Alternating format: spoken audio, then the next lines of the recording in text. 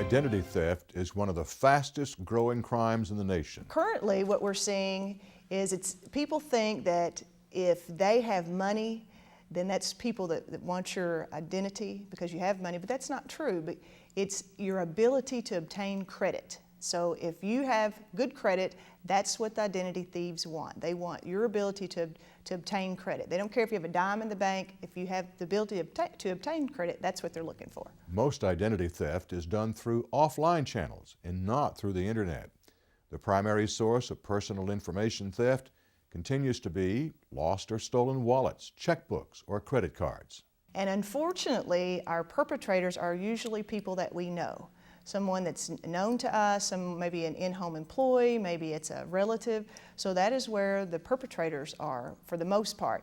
A lot of people think the identity theft occurs only on the internet, and that's not true because it's a very low incident of identity theft that occurs over the internet. Everyone is a target for identity theft. One of the things that we really need to be aware of is to be alert. And we always mention the word scam is to try to protect yourself is scam. S is be stingy with your personal information.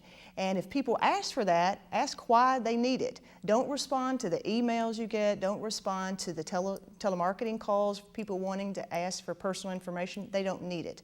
So be stingy. C stands for check your financial statements each month. So many people just look at them, they don't even open them, they throw them in a drawer and that's it. They need to check them because each month you need to make sure that if that's your credit card statement or if that's your bank statement, what's on there is what you've charged or what you've withdrawn out of your account. So check that statement because you only have a limited amount of time to then dispute that. And then the A stands for ask for a copy of your credit bureau report because you may never know you're a victim of identity theft until you obtain that credit report and see those accounts, they're not yours. And then M is manage and maintain your personal records at home. So if you're leaving things lying on the counter and you have in-home repair work done or maybe family members that are coming in and they're tempted to take that information, it's best to put it away and keep it secure. Here are some of the warning signs that your identity may have been stolen. Failing to receive bills or other mail. Receiving credit cards that you didn't apply for. Being denied credit or being offered less favorable credit terms, like a high interest rate, for no apparent reason. Getting calls or letters from debt collectors or businesses about merchandise or services you didn't buy. My number one rule to protect yourself against identity theft is to be very diligent. Watch your personal information. Pay attention to your bills and your statements. And just be very stingy, as I mentioned, about your personal information and with your personal information. If you become a victim of identity theft, here's what you need to do. Get an ID theft victims kit from the Attorney General's office.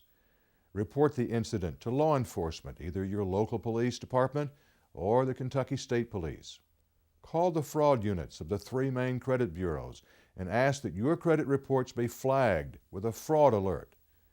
Consider putting a security freeze on your credit report with each credit bureau.